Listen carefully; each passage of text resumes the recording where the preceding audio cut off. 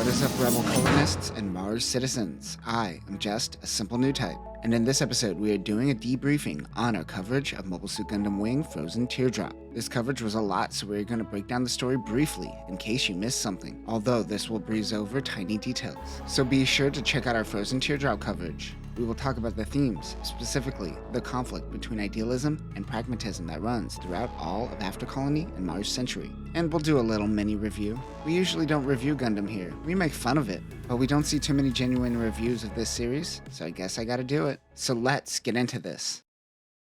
Let's start off by re-summarizing the story because, what? The story begins in Mars Century 0022 next winter. Next winter is a bad phrase. It should be northern winter and southern winter because Mars's hemispheres experience winter at different times. We first see this world through the eyes of Kathy Poe, working for the Preventers. Much of this story takes place in the past and uses the Zero virtual reality system as a framing device to allow the audience to glimpse into the past. This VR allows Hiroyui to keep his psyche from fragmenting after coming out of cryo. The first dive into the past explores the birth of Trace Kushanada. Ain Yui is dedicated to building relations between Earth and the colonies. Angelina Kushanada is a member of the Rockefeller Foundation. They have a Romeo and Juliet-like romance as the two are divided between two worlds. They eventually marry and Angelina becomes pregnant, but then she is abducted by the Rockefeller Foundation. Ain Yui never saw Angelina again. Trace is named because of the runway Angelina last saw Ain, the first of many unnecessary backstories. Angelina eventually married Hundert Catalonia. These events are considered the first tragedy of Trace.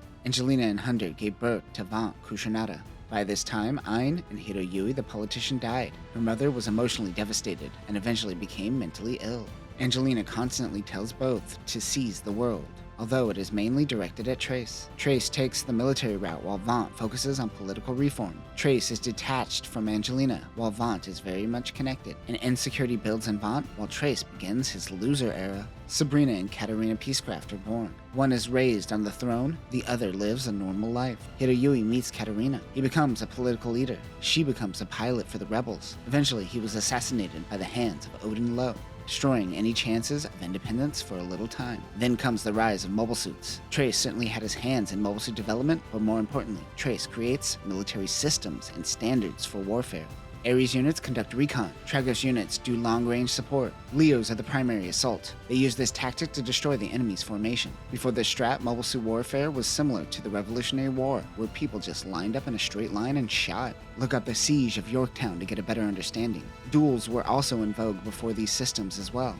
Trace encounters Talgis and Mike Howard, who tells him that this mobile suit could take on 100 mobile suits on its own. This changes everything for Trace. He then creates the Specials. The team consists of Trace Kushanada, Zex Merquise, Lucrezia Noin, Izumi Tarnoff, Solak Delbrook, and Elev Onagel. They showed that a few high-end mobile suits and a few ace combat pilots could take forces 10 times bigger in size. The Earthsphere Alliance started to gain more political order that is heavily influenced by Western ideology. This leads to mass immigration to space, economic exploitation of the colonies, and the rise of anti-alliance rebellions. The Alliance decided to build a space wall and made the colonies pay for it. They called it the Barge. The Barge became a symbol of the Alliance's hypocrisy. The attack on Maria's plant allows the workers to take control. They seize the means of production and mobile suits. Karl Marx never accounted for mobile suits. They were able to build their own army. The rebels were divided into those who wanted peace and independence, and those that were anti-alliance terrorists who wanted to continue the war. Trace uses this fracture to his advantage. Rebel leader Artemis forgot that the moon is small, and Trace's forces circle all the way around, getting the edge. The battleship Sagittarius is captured.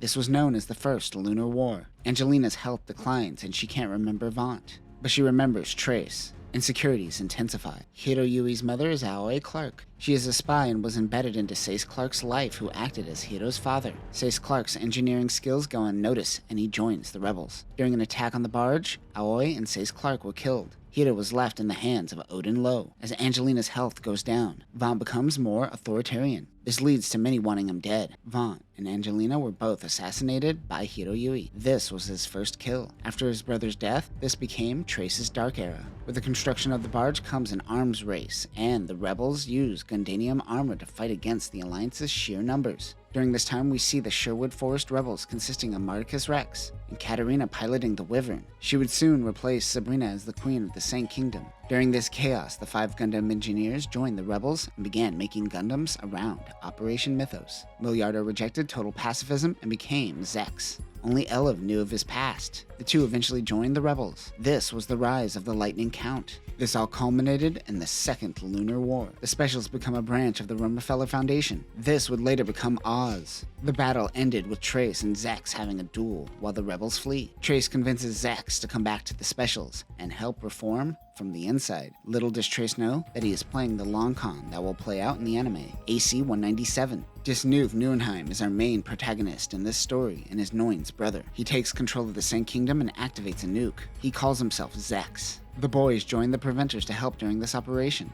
They eventually deactivated the nuke, but the password to deactivate the nuke activates the Perfect Peace program. This hijacks nanobots and everyone, essentially creating a genocide device. Relina is injured and PPP is activated. To delay this, she goes into cryo. Hiro follows suit. Mars was eventually terraformed and became a new Wild West. Disnuv took a satellite and crashed it into Mars. This area became the Lana Green Republic. MC-0022. Hiro is awakened and must kill Relina. This is Operation Mythos. The next generation of Mars children become the main pilots, including Troa Phobos, Little Duo Maxwell, Naina and Millie Peacecraft, and Katarine Winter. Evil Zex takes out Milliardo, who now goes by Cyrene Wind, taking him out of the story until the end. Well, that's convenient. Hiroyui pilots Snow White, which is essentially an upgraded Proto-Zero. Zex declares war on the Martian Federation. We learn Kathy is a clone. Hiro, Vaughn, and Leia Barton also had clones created from their DNA.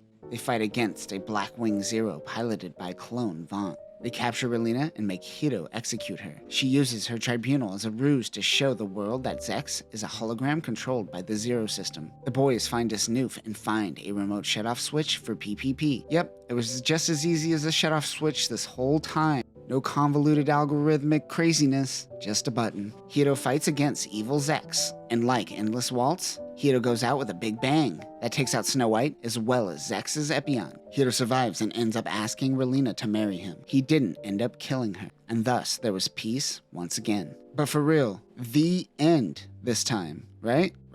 This is just a basic overview of the story, though this barely touches the surface.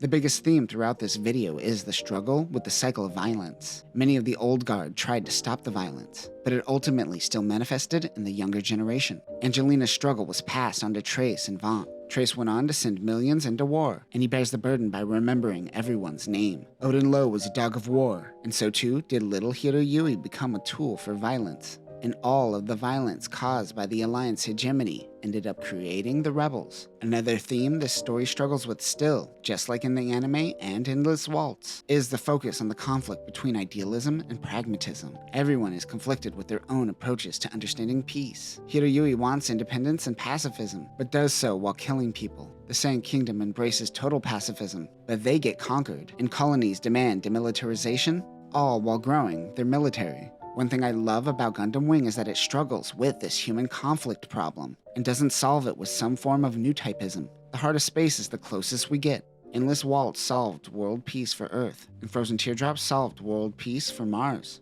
This sets a precedent that human expansion must go through a conflict phase before ultimately coming together. Well, they said world peace. They never said universal peace, I guess. I love that we got the backstory on the Lunar Wars, Trace, and the origins of Oz. Trace took on the burden of his brother, his mother, and every soldier. He was cold in solitude, but radiates warmth when amongst his men. A man who hates chicken hawks and is at the front of the pack leading his soldiers into battle fearlessly. He plotted everything to achieve world peace, even to a point where he knew when he would die. The flowery prose used in this novel is something that doesn't work for me, not because of the overdramatization or the Shakespearean language, but because it is used in this novel to stretch every moment out. With good editing, this story could have easily been told in 600 pages. However, Katsuyuki Sumisawa wrote over 2,000 pages when translated. Sumisawa wrote for Naruto, Sailor Moon, Sayuki, and Yakitate, which if you ever wanted to know what my favorite anime is, it's the one about baking bread. Eat baguette, Tobino. What I'm saying is Sumisawa is a good writer.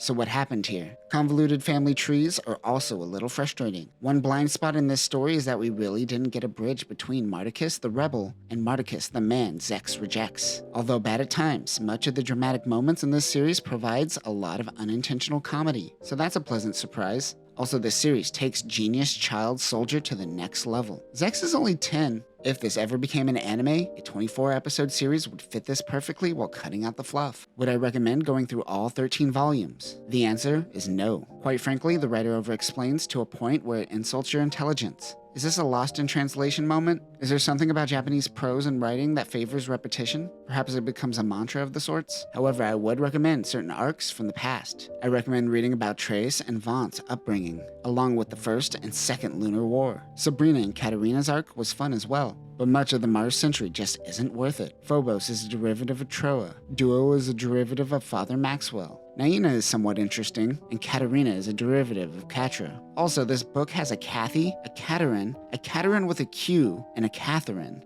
You know there are other names besides Catherine. What, no Kate?